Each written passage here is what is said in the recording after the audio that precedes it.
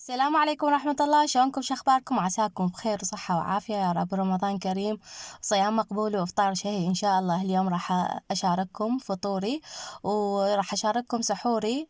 إجاني خطار يعني على السحور فقلت أشارككم. صورت وشاركتكم. تدرون انتو عائلتي ثانية. يلا بسم الله ونقول بداية الفيديو. اللهم صل وسلم وبارك على سيدنا محمد. اليوم فطوري السابع برمضان. سويت دجاجة على الفحم، وسويت البوريك التركي اللحم المثروم كلش طيب. وغسلت الدجاجة وخليتها من العظم، شلت العظم مالتها وغسلتها كل زين. تدرون شلون أغسل الدجاجة؟ أني غسلتها وخليت لها بس ليمون وملح فقط، تركتها ساعتين ثلاثة، قلت حتى على وقت الفطور تصير جاهزة ويانا وكلش طيبة. ما راح أخلي لها أي توابل حتى لا يخرب طعم الدجاجة عندنا. هنا قبل الفطور هيك بساعة تقريبا خليتها بالشبكة هاي مالت الدجاج، وسديت عليها وعلى الفحم سويتها كلش طيبة، طلع طعمها تخبل. جربوها بهاي الطريقة. و... وهاي بعد النتيجة لما ننشوت. عندي هنا راح أسوي البوريك. عندي نص قلاص من الزبدة ونص قلاص زيت وقلاص حليب وملعقة واحدة طحين وبيضايتين، والحشوة لحم مثروم وحمسته وخليت عليه بصلايتين هيك صغار وحمستهم كل زين، وملح وفلفل أسود. هاي للتغطية. قلت لكم راح أخلي الحليب والبيض والزيت والزبد وملعقة الطحين ورشة ملح ورشة فلفل أسود ورشة قليل برشة جوز الطيب، تنطيها طعم كلش طيب. هنا راح أسوي التغطية، هي راح أخليها فوق البوريك. كلش طيب هذا البوريك، جربوه. وبعجينة البقلاوة يطلع وياكم فشي نفس التركي جاهز.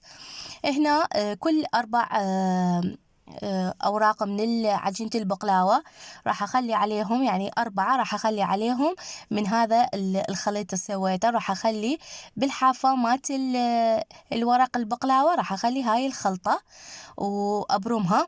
أنا بالبداية كنت راح أسويها هيك يعني طوال، بعدين قلت لا خلي أسويها الشكل التركي المعترف عليه، يعني المعتاد عليه.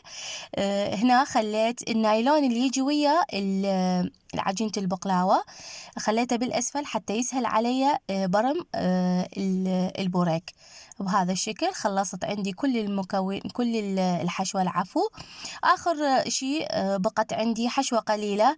فالبارحة مالت البيتزا بقى عندي حشوة خليتها وخليت لها جبن وسويتها بهاي الطريقة. رجعت خليتها سويتها دائرية، دهنت الصينية مالت الفرن، دهنتها بالزيت وخليت البوريك عندي قبل الفطور بربع ساعة.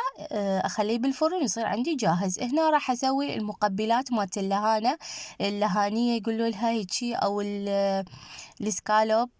إيه ما أدري نسيت اسمها.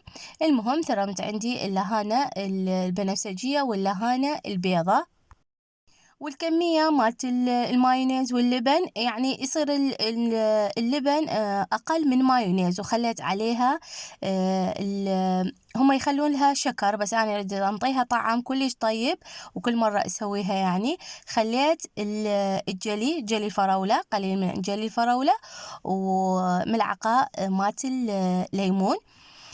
صارت عندي جاهزة. هنا عندي الرمانية، فلست رمان عندي، ورجعت خليت له اللبن أكثر من المايونيز يصير بعكس اللهانية، ورشت ملح وخلطتهم وصاروا على هذا الشكل. أهرس شوية من الرمان حتى يطلع اللون مالته والطعم وتصير جاهزة. هنا راح أسوي الحلا مالتنا. الكاستر أكيد الكل يعرف الكاستر وشون يسوي الكاستر.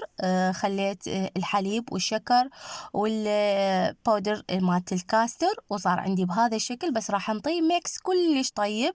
راح أخلي عليه الكريم شانتيه بعد ما صار عندي جاهز الكاستر. خليت عليه 3 خواشيق من الباودر مالت الكريم شانتيه وخفقتهم، يعني طفيت النار وخليتهم، انطاها طعم كلش طيب. وراح أزينه باللوتس، يعني راح يصير عندنا الكاستر باللوتس طعمه خرافي خرافي كلش طيب. وزينتها بحبات الفراولة وصارت عندي بهذا الشكل اللي يخبل وكلش طعمه طيب. بردوه وادعوا لي. هنا صارت سفرتنا جاهزة، بسم الله ما شاء الله. صار عندي البوريك جاهز، واللهانية والرمانية والدجاج، وسويت وياه تكة لحم كلش طيبة. كان الفطور مالتنا، تمنيتكم ويانا. شوفوا، انهرت عندي الدجاجة وطعمها صار كلش طيب، بدون توابل، بدون أي إضافات غيرها، يعني حتى طعم الدجاجة واللحم مالت الدجاج يصير كلش طيب بس بالليمون والملح. وهاي سفرتي، إن شاء الله تحبوها وتستفادون من الأفكار جاية أسويها، وتطبقوها وتاكلوها انتو وعائلتكم بألف هنا. وهاليوم آخر يوم أصور على الميز مالتي بعته، بالعافية علي أخذته. وهذا السحور مالتنا خير ونعمة وفضل من رب العالمين، يعني حواضر جيمر على الجبن، أنواع الجبن وراشي وزعتر ولبن والمربى، وهذا كله صنع إيديا، حتى الجبن أنا سويته. بقى عندي من البوريك مالت البارحة البيتزا، هم بقى 3 4 قطع وبقسم، وخير ونعمة وفضل من رب العالمين. اشتركوا وياي وخلوا لي لايك، أحبكم كل شي هواي، باي باي.